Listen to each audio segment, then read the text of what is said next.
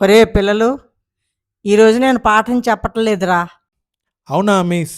నిజంగానా? సురేష్, ఆడుకుందామా?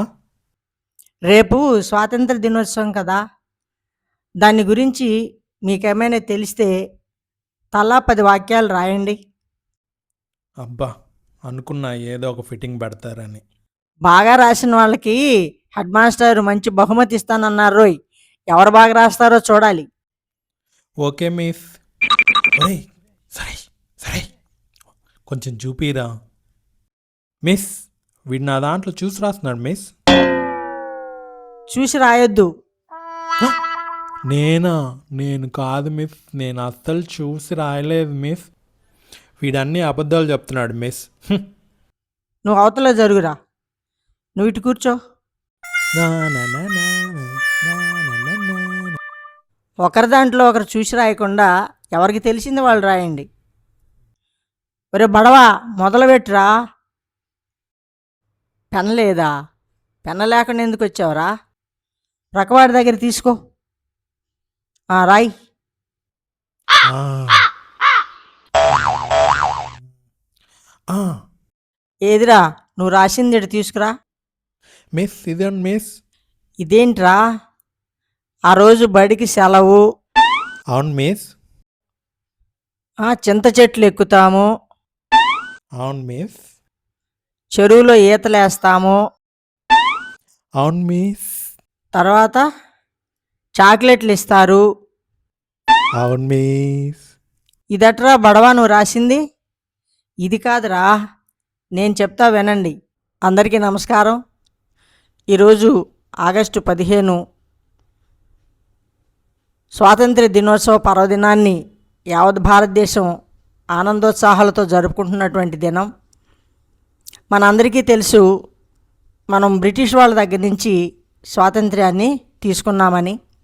స్వాతంత్ర్యం అంటే స్వేచ్ఛగా జీవించడం, మన హక్కుల్ని బాధ్యతల్ని నెరవేర్చుకుంటూ జీవించడమే స్వాతంత్ర్యాన్ని కలిగి ఉన్నట్లు. క్రీశకం 1600లో వ్యాపార నిమిత్తం వచ్చినటువంటి బ్రిటిష్ వాళ్ళు మనపై అధికారాన్ని చెలాయిస్తూ పెత్తనాన్ని తీసుకున్నారు.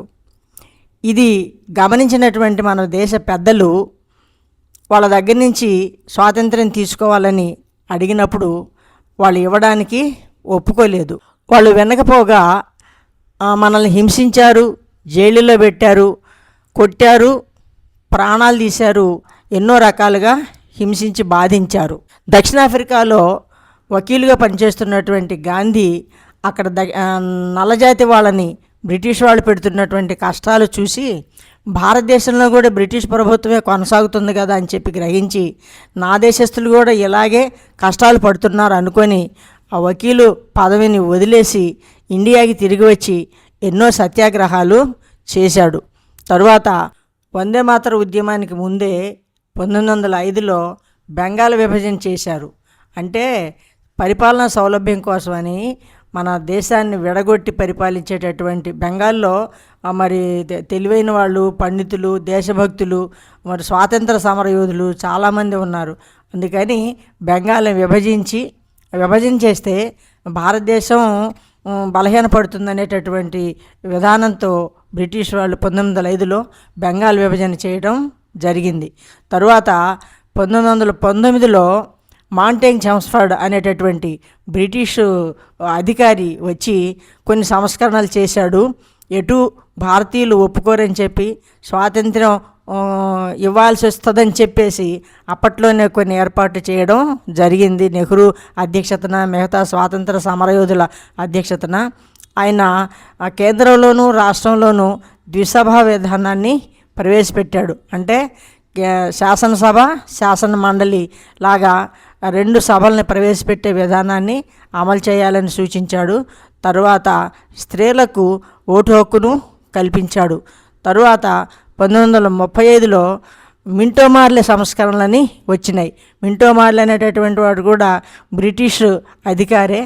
అతని హయాంలో ఒక సమావేశం జరగడం జరిగింది. మరి ఆ సమావేశంలో మన వాళ్ళంతా కూడా అనవసరంగా ఎవరిని బంధించటం, హింసించటం లాంటివి చేయకూడదు. తరువాత దేశాన్ని పరిపాలించేటటువంటి పటిష్టమైనటువంటి రాజ్యాంగ రచనకి కూడా పునాదులు ఆ చట్టం ద్వారానే చేయటం జరిగింది. 1909లో వందే మాతర ఉద్యమం చేశారు. 1922లో సైమన్ మన దేశానికి వచ్చినప్పుడు సైమన్ గో బ్యాక్ అని నినాదాలు చేసి ఆ సైమన్ని వెడలగొట్టడం జరిగింది.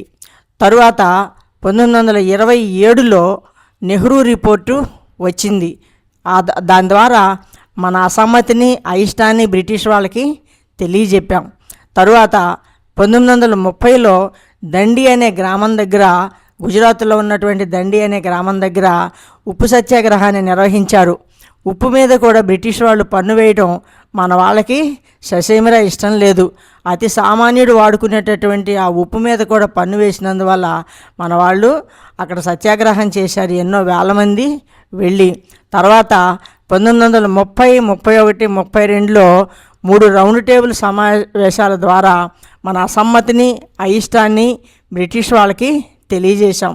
తరువాత ఆ సైమన్ వచ్చినప్పుడు టంగుటూరి ప్రకాశం గారు చొక్కా గుండీలు విప్పి కాల్చుకోండి అని చెప్పేసి బ్రిటిష్ వాళ్ళకి ఎదురొడ్డినటువంటి సంఘటన మనం మర్చిపోలేము.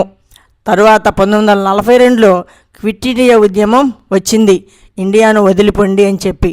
అప్పటికి కూడా బ్రిటిష్ వాళ్ళు వెనకపోగా ఎంతోమందిని చంపడం జరిగింది. అమృత్సర్లోని జలియన్వాలా బాగ్లో మరి మన వాళ్ళు ఎంతో శాంతియుతంగా సమావేశం జరుపుకుంటున్నప్పుడు జనరల్ డయ్యర్ అనేటటువంటి బ్రిటిష్ సేనాని వెళ్ళి మన వాళ్ళ మీద కాల్పులు జరిపినప్పుడు దాదాపు 4000 మంది మరణించటం జరిగింది. మరి ఆ విశాలమైనటువంటి ఆ ప్రదేశంలో, ఆ మైదానంలో దానికి ఒకే గేటు ఉన్నదట.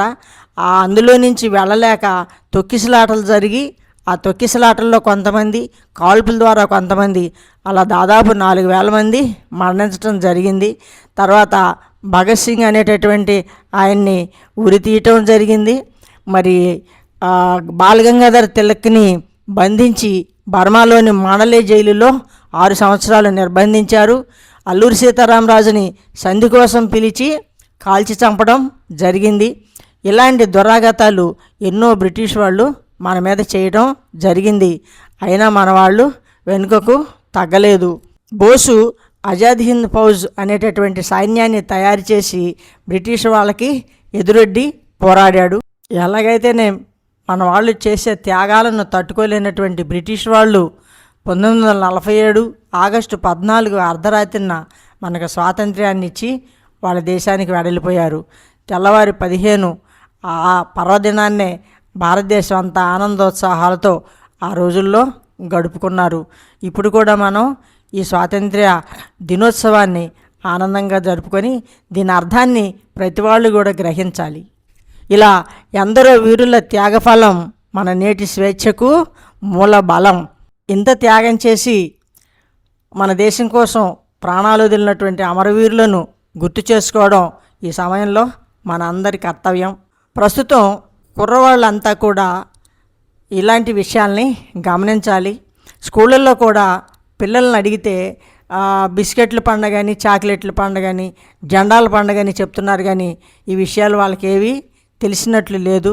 కాబట్టి ఈ బాధ్యత అంతా కూడా తల్లిదండ్రులు, ఉపాధ్యాయులు తీసుకొని విద్యార్థి దశ నుండే వాళ్ళల్లో దేశభక్తిని ప్రేరేపించేటటువంటి విషయాలని చెప్పగలిగితే వాళ్ళు ఉత్తమ పౌరులుగా తయారవుతారు. తరువాత ఎక్కువ మంది ఫోన్లు చూస్తున్నారు. ఆ ఫోన్లతో పాటు వినోదం ఉండాల్సిందే, కానీ ఆ ఫోన్లతో పాటు ఫోన్లలో వచ్చేటటువంటి ఇలాంటి విషయాలను కూడా గుర్తుంచేసుకొని చూసుకోవడం, వాళ్ళ జ్ఞానాన్ని పెంపొందించుకోవడం లాంటి విషయాలు విద్యార్థులు పాటించాల్సిన అవసరం ఉంది. అందువల్ల మన దేశం యొక్క నైసర్గిక స్వరూపం కానీ, పాడి పంటలు కానీ, ఆచార వ్యవహారాలు కానీ, మరి రాష్ట్రాల్లో ఉండేటటువంటి జీవన విధానాలు కానీ ఇవన్నీ తెలిసే అవకాశం ఉంది. కాబట్టి దేశభక్తిని కలిగి ఉండడం ప్రతి భారతీయుడి యొక్క లక్షణం. విద్యార్థులు నవభారత నిర్మాతలు, విద్యార్థులు భావి భారత నిర్ణేతలు. విప్లవాలు కలిగిన, వినోదాలు వచ్చినా అన్నిటికీ పైచేయి యువతరానిదే. ప్రగతి ఆగిపో యువతరం ముందులేనిదే అన్నాడు శ్రీశ్రీ. కాబట్టి దేశానికి వెన్నెముక యువత. వారందరూ ఎలాంటి దురలవాట్లకు లోను కాకుండా బాగా చదువుకొని తమ కర్తవ్యాన్ని తాము నిర్వహిస్తూ తమ కాళ్ళపై తాము నిలబడి ప్రక్కవాడికి సహాయం చేసే గుణాన్ని అలవర్చుకొని దేశాభివృద్ధికి పాటుపడాలని చెప్పి ప్రార్థిస్తున్నాను. జై భారత్, జై హింద్. ఇదిరా పిల్లలు, సంక్షిప్తంగా మన భారతదేశ స్వాతంత్రోద్యమం గురించి మీకు చెప్పాను. అర్థమైంది మిస్. ఎంతోమంది ఎన్నో సంవత్సరాలు కష్టపడి పోరాడి తమ ప్రాణాలని పలంగా పెట్టి మనకి ఈ స్వతంత్రాన్ని తీసుకొచ్చారు. అంతే కదా మిస్. ఫ్రెండ్స్, ఈ వీడియో మీకు నచ్చినట్లయితే లైక్ చేసి కామెంట్ చేయండి. మీ ఫ్రెండ్స్ అండ్ ఫ్యామిలీ మెంబర్స్కి షేర్ చేయండి. బాయ్.